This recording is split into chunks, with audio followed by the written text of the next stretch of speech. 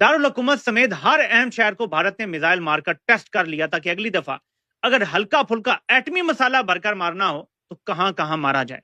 ये सब कुछ होने के बावजूद अगर आसिम मुनीर और इसके टाउट 21 रोजा जश्न मना रहे हैं तो समझ जाएं कि उनके नजदीक शिकस्त और फतह, गैरत और बेशर्मी एक ही शय के दो नाम हैं। ही है भारत ने पाकिस्तान की 6 से 10 मई के दरमियान दवाई की है, उसके बाद कई देश अब चुप्पी साधे बैठे हैं। पाकिस्तान की पिटाई के बाद अजरबैजान के राष्ट्रपति भी चुप्पी साधे हुए हैं, कश्मीर पर कोई बयान नहीं देते हैं। लेकिन जो झूठ बोला जा रहा है, जो मजहब का तड़का लगा के और लोगों को बेवकूफ बनाने के लिए कहा जा रहा है पाकिस्तान ने तबाही मचा दी, ये कर दिया।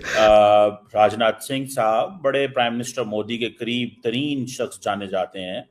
उन्होंने मजीद आज पाकिस्तान को धमकियां लगा दी हैं। एक दिन मोदी साहब धमकियां लगाते हैं, दूसरे दिन वो धमकी लगाते हैं।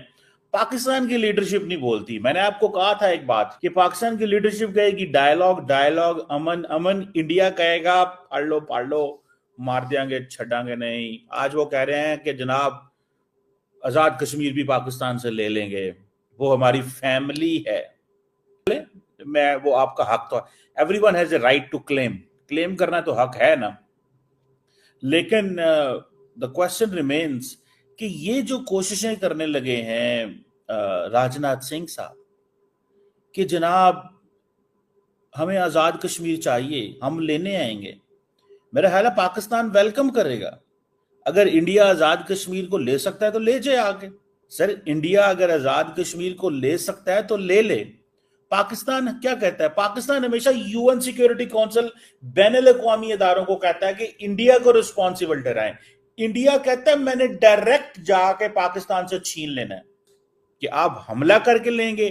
सो इट मींस ये लोगों का माहौल बनाया जा रहा है कि हमने पाकिस्तान के साथ हमेशा लड़ना है, हमारी इनसे लड़ाई है। पाकिस्तान क्या कहता है? मुझे बैनुल-अक़वामी इदारों के पास जाना है, यूएन सिक्योरिटी काउंसिल जाना है।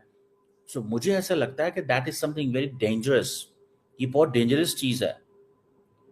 वो कह रहे हैं कि हमने डायलॉग को रिकैलिब्रेट किया है। राजनाथ सिंह साहब ने ये कहा है कि डायलॉग को रिकैलिब्रेट कर दिया है। अब डायलॉग होगा टेररिज्म पे और डायलॉग होगा उसके ऊपर कश्मीर के ऊपर। अब तो हमने किसी चीज के साथ आपके साथ डायलॉग ही नहीं करना। This is what he is saying. So मुझे ऐसा लगता है, व्हाट आई अंडरस्टैंड, ओके आप बिल्कुल कर सकते हैं, आप मजाज हैं के मुद्दे पर ईरान के राष्ट्रपति पेजेश्कियान उन्हें घेर लेते हैं। पाकिस्तानी पीएम शहबाज शरीफ के सामने ही वो ये बात कहते हैं कि हमारा और आपका बॉर्डर पर जिस तरह का मतभेद है, जिस तरह से आतंकी गतिविधियां वहां हो रही हैं और जो विवाद है उसे जल्द से जल्द निपटाना चाहिए और आतंकवादी गतिविधियों पर कठोर कार्रवाई करनी चाहिए। ईरान ने कश्मीर पर कोई कमेंट नहीं की। मेरे पाकिस्तानियों, हमारे लिए लम्हा फिक्रिया है कि भारत के एटमी क्रूज मिसाइल पाकिस्तान के मल्टीपल शहरों, मल्टीपल एयर बेसिस पे लगे हैं। उनके ब्रह्मोस जो मिसाइल है ये एटमी मिसाइल है। हमें क्या पता कि भारत ने एटम बम नहीं लगाया हुआ था, हमने तो गिरने दिए, हमसे तो रोके नहीं गए। अब इमेजिन करें कि नूर खान एयर बेस पे ब्रह्मोस मिसाइल लगता है। अगर ये एटमी मवाद से लदा होता, 400 किलो एटमी मवाद होता उसके साथ, क्या आप सोच सकते हैं? पिंडी ने सफा एफटी से मिट जाना था। आपको पता है ये बात? सफा एफटी से इस पूरे शहर ने मिट जाना था। मिलियंस में जिसकी आबादी है, इस्लामाबाद, पिंडी और फिर उसके बाद जो क्या बचना था आप मुझे बताएं। भारत के दर्जनों मिसाइल लगे हैं पाकिस्तान के अंदर। मैं पहले दिन से कह रहा हूं कि अगर वो सारे न्यूक्लियर मिसाइल होते तो क्या होता।